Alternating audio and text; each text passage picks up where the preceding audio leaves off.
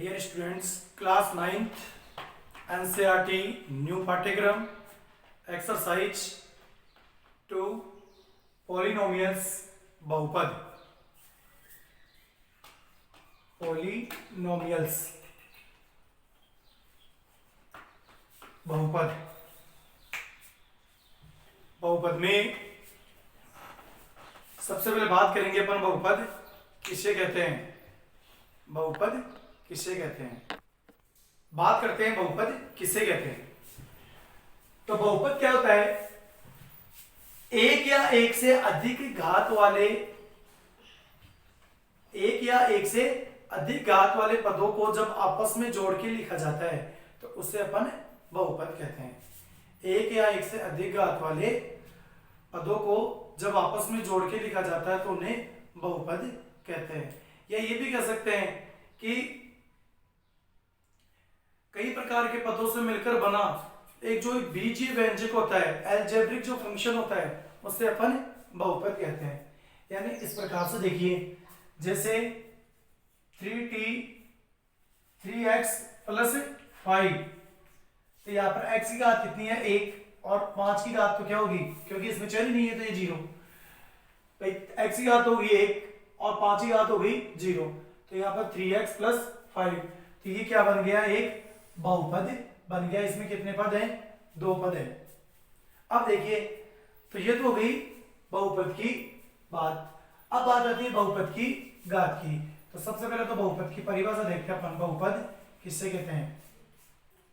आप लिखेंगे एक या अधिक घात वाले पदों को बीजीय व्यंजक के रूप में लिखना बहुपद कहलाता है। बात करते हैं बहुपद की घात की। बहुपद की घात, तो किसी भी बहुपद की घात उसमें उपस्थित चर की अधिकतम घात है। तो यहां क्या लिखेंगे, बहुपद में उपस्थित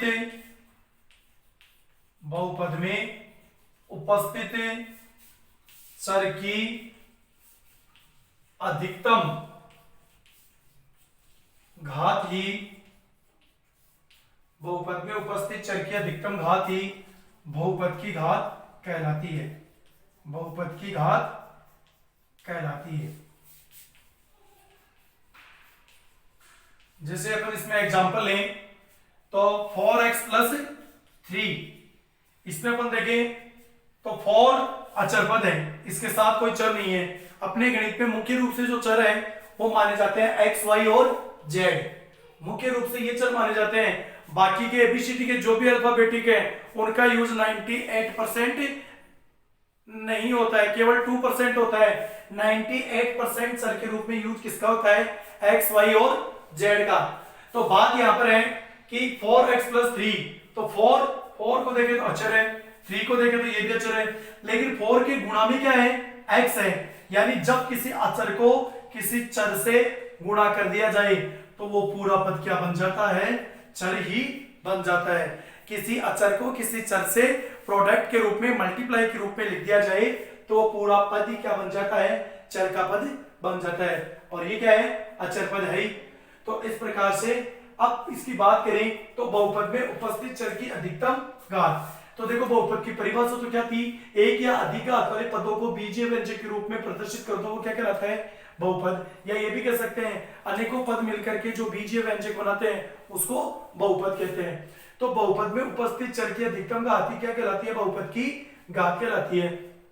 तो बहुपद में उपस्थित चर क्या है, x, इसकी अधिकतम घात इसकी कुछ नहीं है, अधिकतम या कम जो भी है कुछ नहीं घात को, कुछ जिसकी घात कुछ नहीं होती उसकी क्या मानी जाती है, 1। तो इसकी घात क्या है, 1 घात है।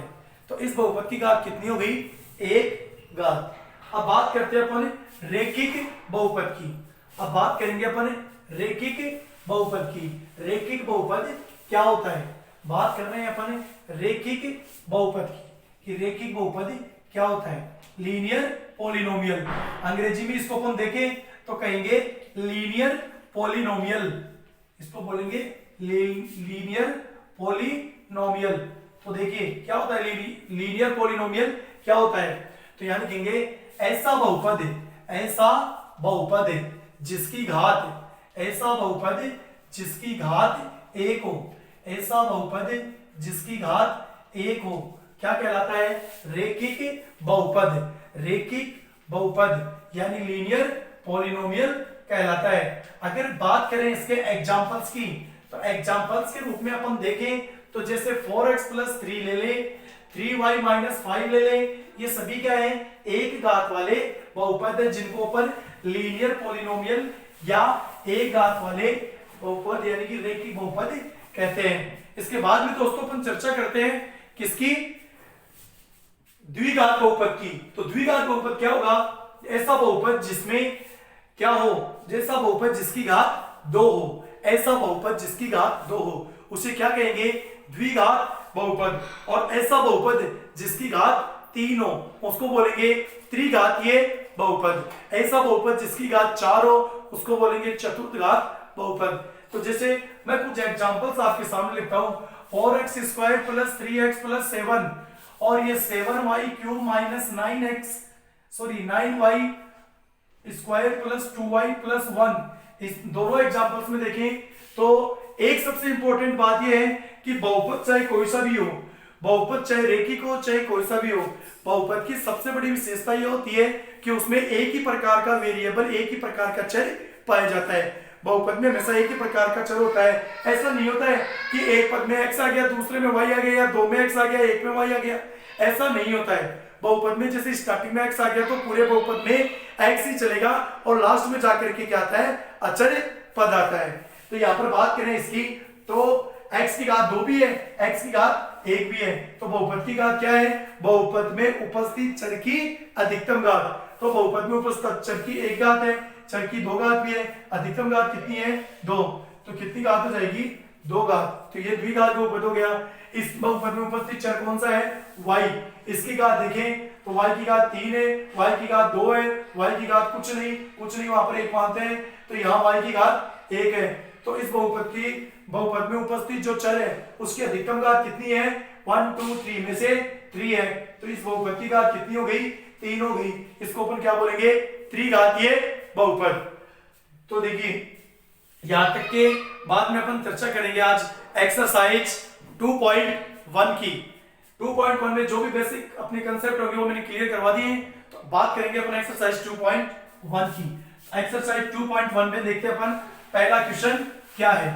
तो एक्सरसाइज 2.1 में देखिए अपन तो अपना पहला क्वेश्चन है, वो पहला क्वेश्चन अपना है कि आपको ये बताना है कि निम्न में से कौन कौन एक चर में बहुपद है और कौन कौन एक चर में बहुपद नहीं है। ध्यान से सुनिएगा, आपको क्वेश्चन नंबर 1 इसमें बताना है कौन कौन एक चर में बहुपद है, कौन कौन एक चर में बहुपद है और कौन कौन नहीं है, और कौन कौन नहीं है। आपको यह बताना है कि कौन कौन एक चर में बहुपद है और कौन कौन एक चर में बहुपद नहीं है, यह आपको बताना है पहले क्वेश्चन में। तो इसमें जो भी क्वेश्चन है उसकी मैं बात करता हूं। तो जो भी क्वेश्चन अपने साथ वो अपन देखते हैं कि कौन कौन से क्वेश्चन है। तो इसमें सबसे पहले अपन बात करते हैं कि कौन कौन से एक चर में बहुपद है, कौन कौन से नहीं है। तो इसमें ये अपने पास कुल 5 प्रश्न इसने दिए हैं। इसमें प्रश्न नंबर जो 1 है उसके इसने टोटल ये 5 भाग दिए हैं। तो सबसे पहले बात करते हैं पहले भाग की। तो ये कह रहा है पहले भाग में देखें तो ये कह रहा है कौन कौन एक चर में है। तो यहाँ पर देखिए x चर क्या है, एक ही है। तो इसका उत्तर क्या होगा, इसका उत्तर होगा यह एक चर में बहुपद है क्योंकि चर घात एक प्राकृत संख्या है। यहां लिखेंगे यह एक चर में बहुपद है, यह एक चर में बहुपद है क्योंकि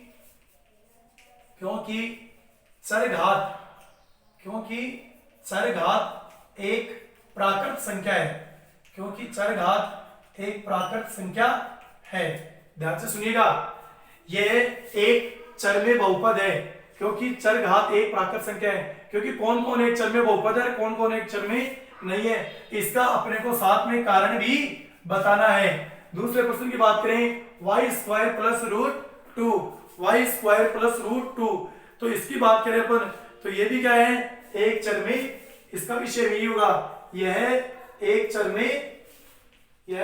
में बहुपद है। और क्योंकि चरघात एक प्राकृत संख्या है। प्राकृत संख्या क्या होती है, ऐसी संख्याएं जो एक से चलकर अनंत तक चले, एक से शुरू होकर अनंत तक चले, उन्हें कहते हैं अपन नेचुरल नंबर, प्राकृत संख्याएं। एक्सरसाइज 1 में मैं आपको अच्छे से ये समझा चुका हूं। फिर देखिए चर्चा करते हैं अपन नेक्स्ट पर्सन की ओर। तो नेक्स्ट पर्सन इसमें क्या दिया हुआ है, नेक्स्ट पर्सन में तीसरे में इसने दिया है, तो वहां पर अपन क्या लिखेंगे कि यह एक चर में नहीं होगा, क्यों, यह एक चर में बहुपद नहीं होगा। क्यों नहीं होगा, तो इसका सबसे बढ़िया रिजल्ट है कि चरघात एक भिन्नात्मक संख्या है, कोई प्राकृत संख्या नहीं है। यहां पे मैं क्या लिखूंगा, यह एक चर में बहुपद नहीं है, यह एक चर में बहुपद नहीं है, क्योंकि चरघात एक भिन्नात्मक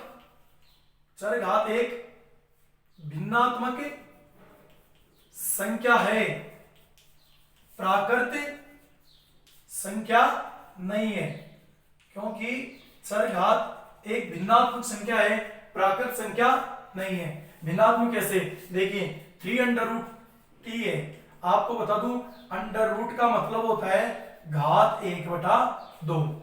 जैसे आप अंडर रूट x लिखते हो तो अंडर रूट x को आप ऐसे भी लिख सकते हो, x की घात 1/2, x की घात 1/2। अंडर रूट का मतलब भी क्या होता है, घात 1/2। तो यहाँ पर 3√t है, इसका मतलब है 3t की घात 1/2। और 1/2 क्या है, नेचुरल नंबर नहीं है, क्योंकि नेचुरल नंबर 1 से लेके अनंत तक चलता है, जबकि ये क्या है, 1 से छोटा आ गया 1/2, तो ये एक प्राकृत संख्या नहीं है।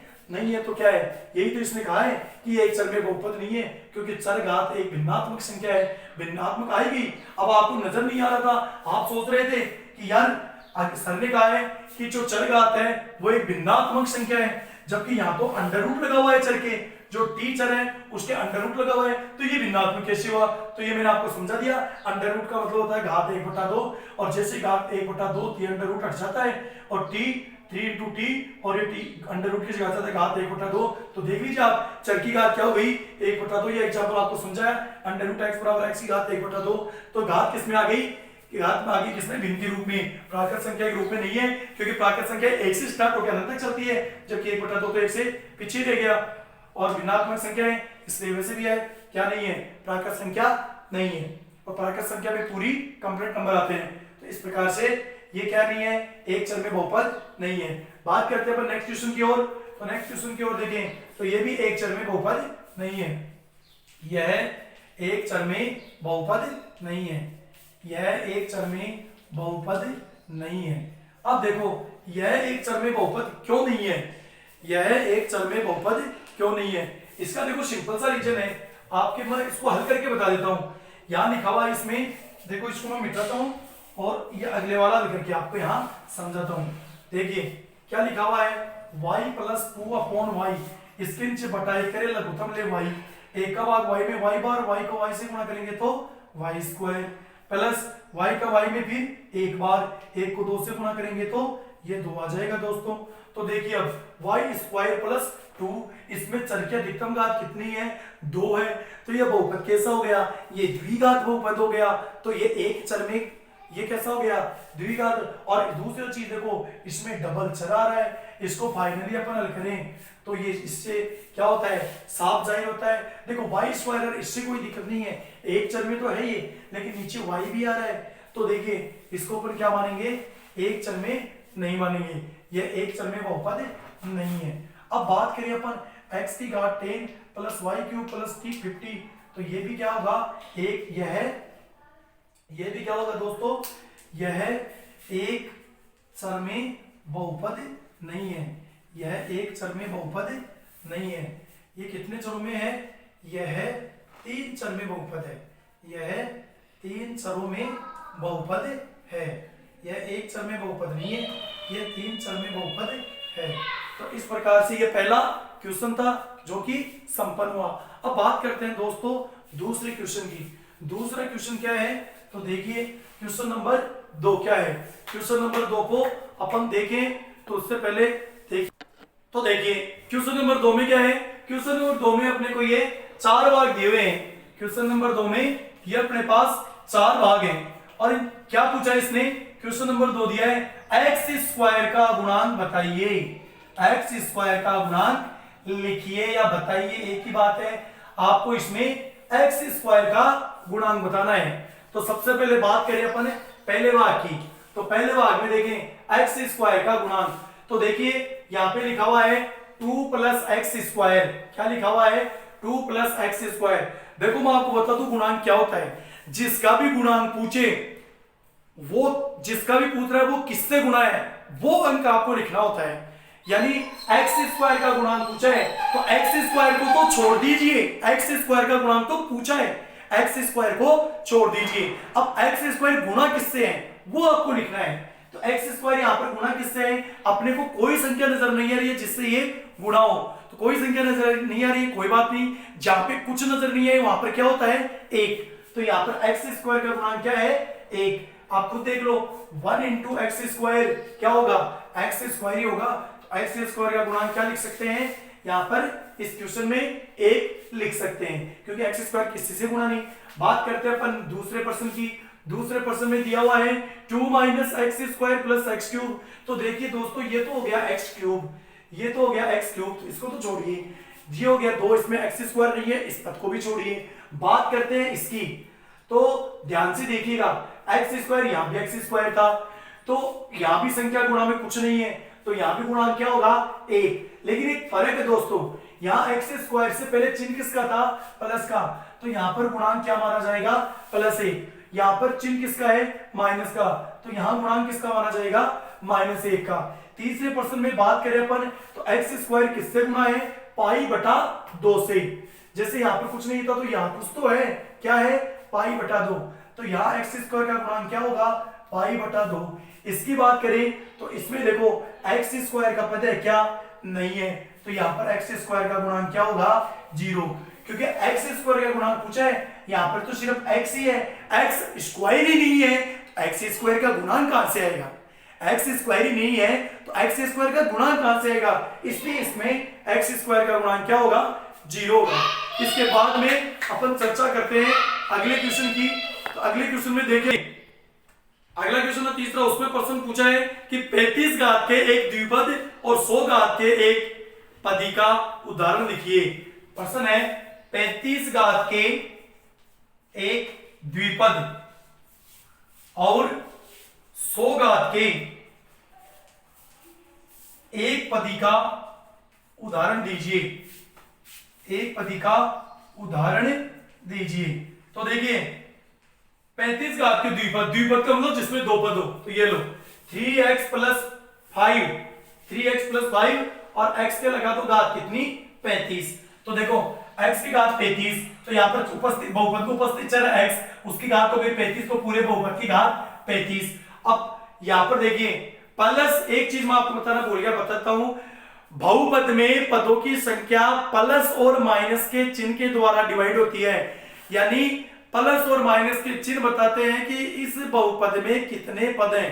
तो यहां पर प्लस के इधर देखो ये गुणा में चाहे आप 100 संख्या लिख दो, 3 × 2 × 1 × x × y × कितना भी लिख दो, गुणा में चाहे कितनी भी संख्या लिख दो, एक पदी माना जाएगा।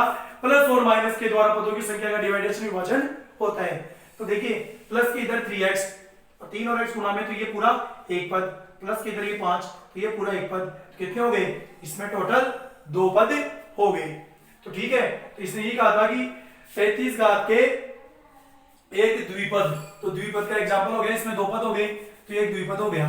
फिर इसमें एक पर्सन और दिया था साथ में क्या 100 घात के एक पदी का, ये तो सिंपल सा है। ये लो y तो मान लो चर और ये घात लगा दो 100, ये इसमें एक पदी है तो y की घात कितनी होगी 100, तो ये एक पदी इसका एग्जाम्पल हो गया। बात करते हैं अपन क्वेश्चन नंबर 4 की। क्वेश्चन नंबर 4 में आपको क्या लिखना है, घात लिखनी है कि घात कितनी होगी, घात इसमें कितनी होगी। तो देखिए आपको घात इसमें बतानी है।